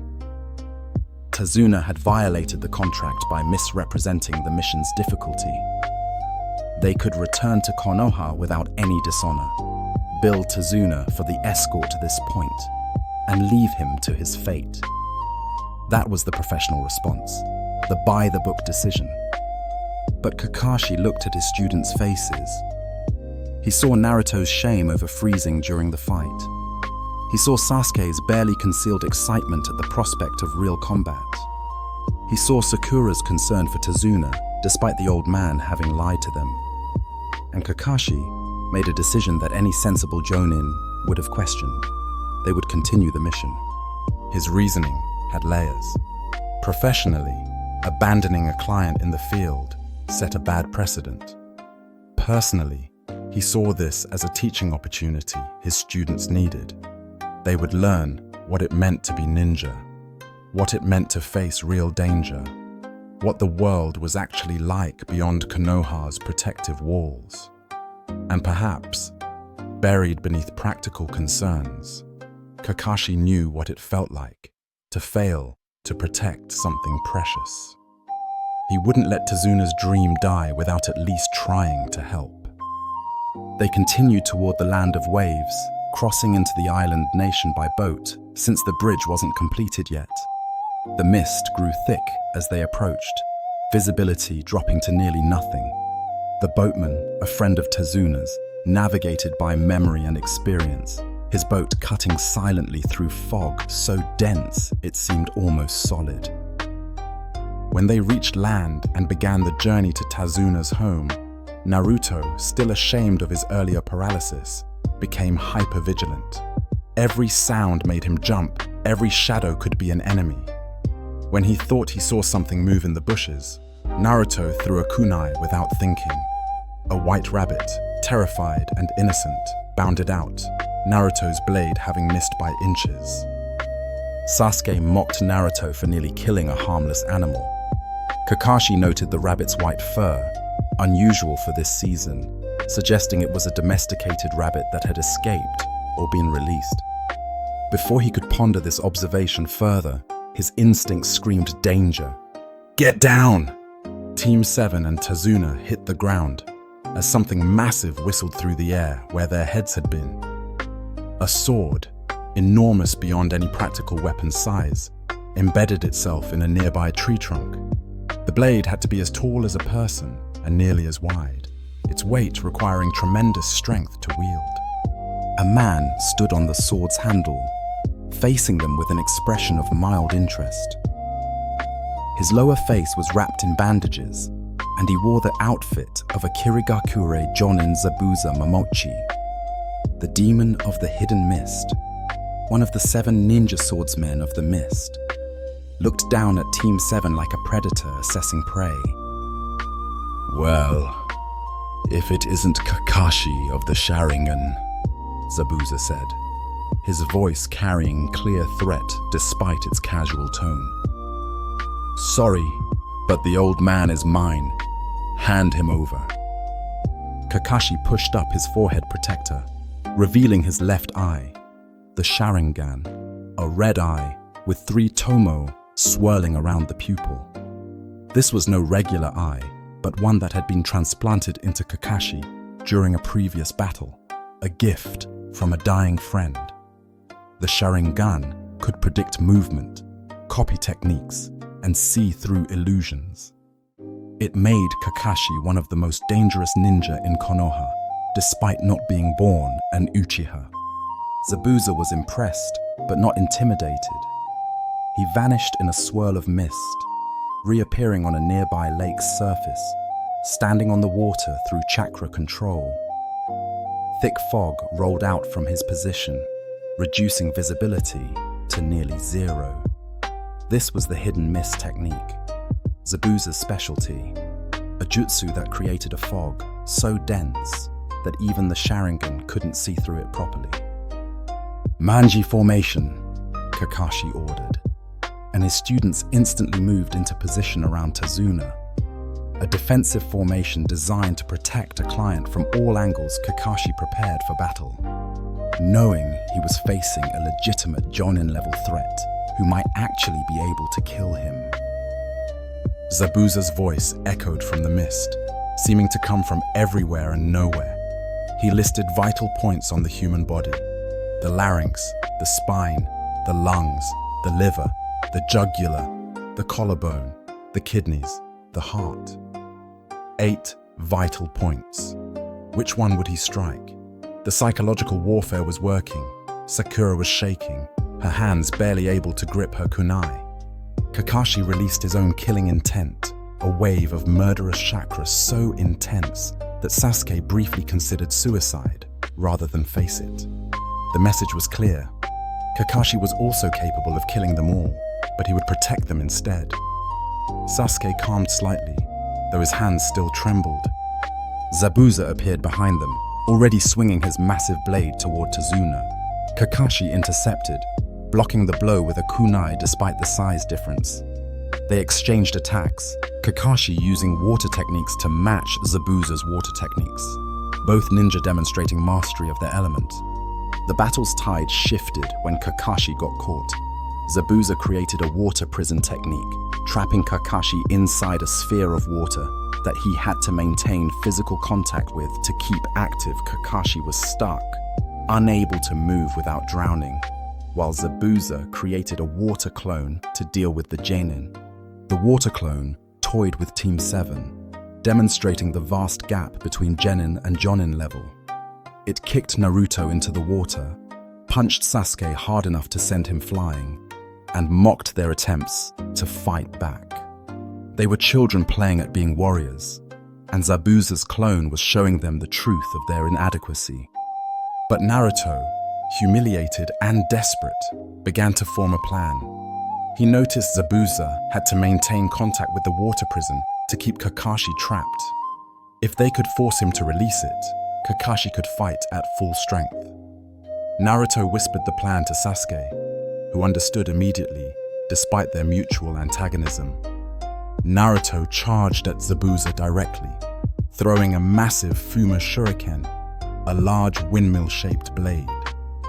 Zabuza easily deflected it, mocking Naruto's aim, but a second shuriken had been hidden in the shadow of the first, a technique Sasuke had executed perfectly. Zabuza had to jump to avoid it, and when he did, the second shuriken transformed. It was Naruto, having used the transformation technique to disguise himself as a weapon. Mid-air, Naruto threw a kunai at the real Zabuza, who couldn't dodge, while maintaining the water prison. Zabuza was forced to release Kakashi to avoid the attack. With Kakashi freed, the battle's dynamics reversed instantly. Kakashi's Sharingan tracked every movement Zabuza made, and more than that, it began copying Zabuza's techniques. Every water jutsu Zabuza performed, Kakashi replicated perfectly, sometimes even executing it faster than the original. Zabuza was fighting a mirror of his own abilities, and the psychological impact was devastating.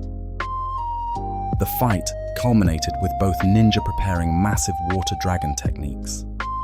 Zabuza formed hand seals at incredible speed, molding his chakra into the shape of a serpentine dragon made of water. Kakashi copied every seal perfectly, matching the technique exactly. The two water dragons collided, creating a massive water spout that drenched the area. Kakashi emerged victorious, catching Zabuza against a tree with kunai, pinning his limbs. As Kakashi prepared to finish the fight, a needle struck Zabuza's neck. The attacker was a boy wearing a Hunter Nin mask, appearing to be from Kirigakure's tracking division. Hunter Nin were responsible for hunting down rogue ninja and disposing of their bodies to protect village secrets. The masked ninja thanked Kakashi for his assistance in dealing with a wanted criminal and left with Zabuza's body, disappearing into the mist. Team 7 was exhausted but alive, the mission seemingly complete with their main threat eliminated. Except Kakashi wasn't convinced. Something bothered him about the encounter. Hunter Nin typically disposed of bodies on site to prevent sensitive information from being stolen. This one had taken the body elsewhere, and the weapon used to kill Zabuza, a senbon needle, was typically used for disabling rather than killing. The placement suggested not a killing blow, but a technique to induce a death-like state. His suspicions were confirmed when they reached Tazuna's home and Kakashi collapsed from chakra exhaustion. The Sharingan, not being his natural eye, consumed enormous amounts of chakra to use. While he recovered over the next week, Kakashi explained his theory. Zabuza was still alive, rescued by the masked ninja, who was likely an ally. They would return to finish the job, and next time, Zabuza would be prepared for the Sharingan. Team 7 needed to become stronger, and quickly. Kakashi took them to the forest for training, teaching them tree walking, an exercise that required channeling chakra to one's feet with enough precision to stick to vertical surfaces. Mastering this would improve their chakra control immensely and prepare them for more advanced techniques. Both Naruto and Sasuke struggled with the exercise, though for different reasons. Sasuke had natural talent, but lacked stamina. Naruto had enormous chakra reserves, but terrible control. They competed against each other, each determined to master the technique first, their rivalry pushing them both to improve faster than they would have alone. Meanwhile, at Tazuna's house, they met his family, his daughter Tsunami and his grandson, Inari.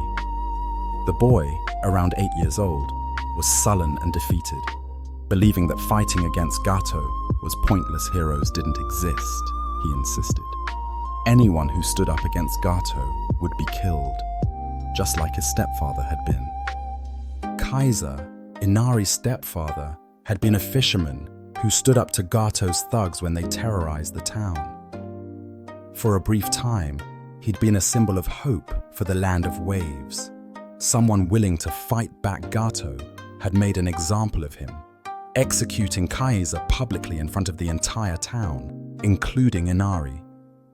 The trauma had broken something in the boy, convincing him that hope was dangerous and heroes were fools.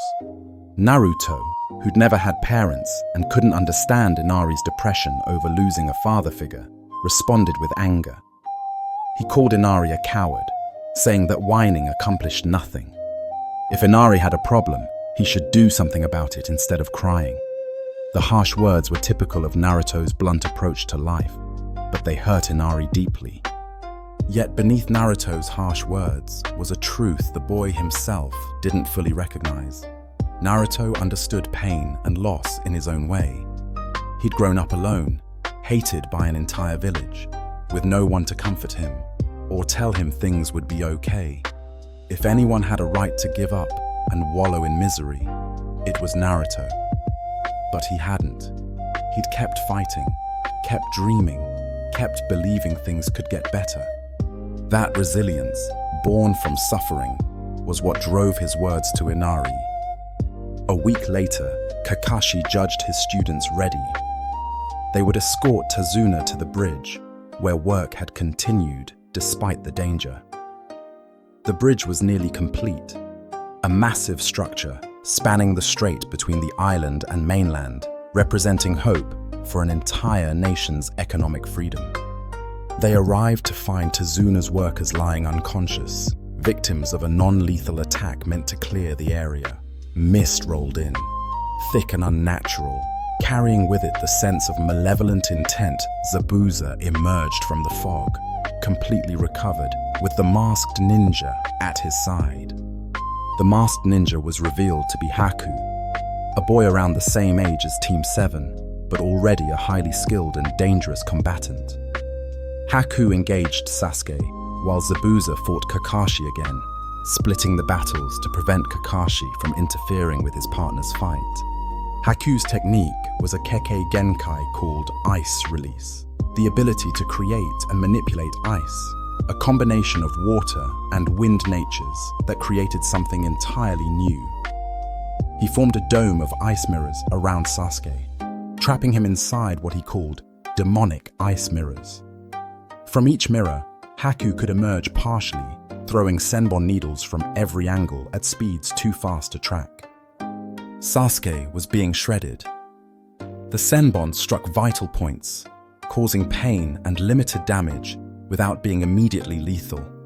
Haku was deliberately avoiding killing blows, honoring his partner while still trying to protect Zabuza. But the accumulation of injuries was devastating. Sasuke couldn't escape, couldn't defend, couldn't counter. He was losing. Naruto, who'd been left behind to rest, arrived at the bridge and immediately assessed the situation.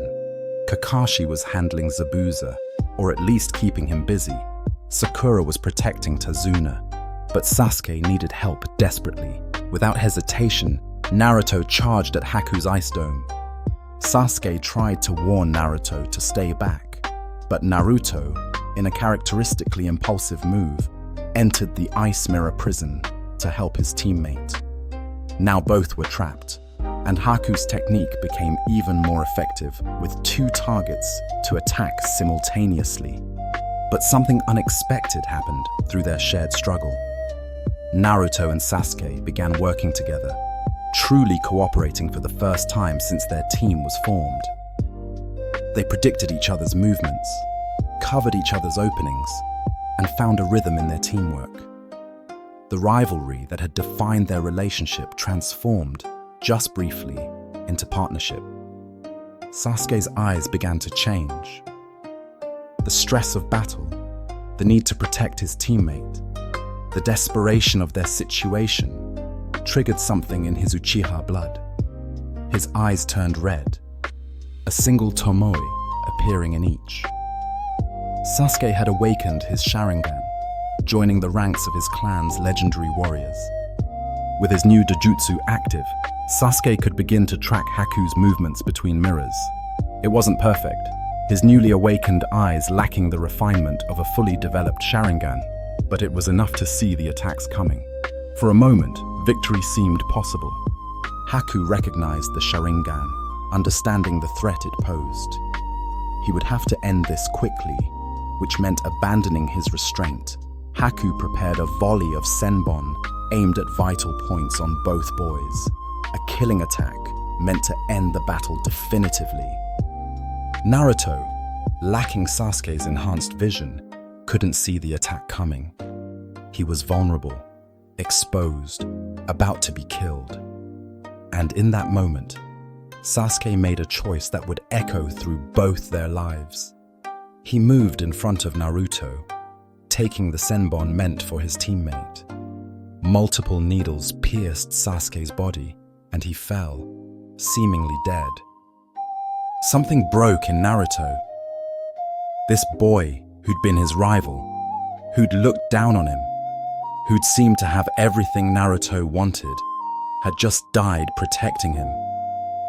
The injustice of it, the pain of watching someone die for him, the rage at his own weakness, it was too much. Naruto's chakra began to change, turning red and violent. The Nine Tails influence emerged for the first time in battle. Naruto's eyes turned red, his nails became claws, and a visible shroud of the Nine Tails chakra surrounded him. He moved with speed and power beyond anything he demonstrated before. His attacks carrying the fox demon's malice, Haku's ice mirrors shattered under the assault. For the first time in the battle, Haku was on the defensive, struggling against this transformed opponent. But even with the Nine Tails power coursing through him, Naruto couldn't finish Haku. The boy was too skilled, too fast, and even weakened by Naruto's assault. He managed to position himself at a critical moment. Kakashi had nearly defeated Zabuza, preparing a lightning blade technique that would pierce straight through his opponent's heart. Haku moved between Zabuza and Kakashi's attack, taking the lightning blade through his own chest instead. He died instantly, but his death saved Zabuza, giving his master one more chance to fight. Haku's final words expressed no regret, only gratitude that he could be useful to the person who had given his life meaning. Zabuza was stunned by Haku's sacrifice, struggling to understand why the boy would throw his life away. Before he could process it, Gato arrived with an army of thugs. Revealing his betrayal, Gato had never intended to pay Zabuza. He'd hired the ninja specifically because he was a missing nin who could be killed without consequence. Gato even mocked Haku's death, kicking the boy's body disrespectfully. Naruto, his rage still burning, but now mixed with grief, shouted at Zabuza. He told the hardened ninja that Haku hadn't been just a tool, that he'd cared about Zabuza deeply, that he died happy because he could protect someone precious. Naruto's words, raw and emotional, cut through Zabuza's defenses. Tears rolled down Zabuza's bandaged face as he finally understood what he'd lost. This boy who'd followed him loyally, who'd obeyed every order without question, who'd learned to suppress his gentle nature to become a killing tool. Haku had been more than a weapon. He'd been human, someone who deserved better than Zabuza had given him. Zabuza asked Naruto for a kunai. With his arms destroyed by Kakashi's attacks, the rogue ninja could no longer form seals or wield his sword, but he could still fight. Taking the kunai in his teeth, Zabuza charged into Gato's army, a demon of the mist, even in his dying moments. He carved through thugs with kunai and fury, reaching Gato and killing him before his body finally gave out. As snow began to fall, Zabuza asked Kakashi to take him to Haku's body. Kakashi complied, carrying the dying ninja to where his partner lay. Zabuza wanted to see Haku's face one more time, to die beside the person who'd meant more to him than he'd realized while they were alive. As his consciousness faded, Zabuza wondered if they could be together in the next life, though he doubted someone like him deserved such peace. The battle was over. Sasuke was unconscious but alive. The Senbon had struck pressure points rather than vital organs, inducing a death-like state. Gato's thugs, seeing their boss dead and facing angry villagers who'd finally found courage, fled the land of waves. The bridge would be completed without further interference. Team 7 buried Zabuza and Haku side by side, overlooking the sea. Kakashi left Zabuza's massive sword as a grave marker, a symbol of respect for a fallen warrior. The experience had changed all of them fundamentally. They'd learned that enemies could be human, complex individuals with their own dreams and pain. They'd learned that the world wasn't divided into heroes and villains, but into people making difficult choices in impossible situations. As they prepared to return to Konoha, Tazuna announced that the bridge would be named the Great Naruto Bridge, in honor of the ninja who'd shown his grandson that heroes did exist, that standing up against oppression was possible, that one person's determination could inspire an entire nation. Naruto, who'd spent his entire life seeking acknowledgement, was overwhelmed. A bridge, a massive monument that would stand for generations, would carry his name. People he'd never met would know that Naruto Uzumaki had been here, had fought, had mattered. It was more recognition than he'd ever dreamed of receiving. The journey back to Konoha was quiet, contemplative. They'd left the village as children playing at being ninja. They returned as genin who'd faced death, witnessed sacrifice, and understood that the real world was far more complicated than anything they'd learned in the academy. The Land of Waves mission had forged them into a true team, bound by shared trauma and mutual respect, earned through battle. This was just the beginning. Greater challenges awaited them in Konoha and beyond. Rivalries would intensify, friendships would be tested. Dark forces were moving in the shadows, threats that made Zabuza and Haku seem like minor players. But Team 7 had proven they could face the darkness and survive. They had each other now, and that bond, however imperfect, would carry them through the trials ahead. The story of Naruto Uzumaki, the boy with the demons sealed inside him, was truly beginning. From rejected orphan to acknowledged hero, from failure to ninja, from isolation to teamwork, he was walking the path that would eventually lead him to his destiny. He would face enemies more powerful than he could imagine. He would make friends who would stand beside him no matter what. He would discover the truth about his parents, about the Nine Tails, about the cycle of hatred that had plagued the shinobi world for generations. And someday, the boy who everyone had hated would become the man everyone respected. The child who was told he'd never amount to anything would become the ninja who saved the world. The Jinchuriki, who was feared and despised, would become the Hokage who united the nations in peace. But all of that starts here, with Team 7's first real mission, with the lessons learned in the Land of Waves, with the understanding that being a ninja meant more than just fighting. It meant protecting what was precious, understanding those who opposed you, and never giving up on your dreams no matter how impossible they seemed. This is Naruto's story. This is where legends begin. Thank you all so much for joining me on this journey through the origins of Naruto and the formation of Team 7. If you enjoyed this deep dive into the mythology, the history, and the characters that make this world so compelling, please hit that like button and subscribe to the Lore Loft for more explorations of your favorite anime and games. Until next time, keep dreaming, keep fighting, and never give up, because that's your ninja way.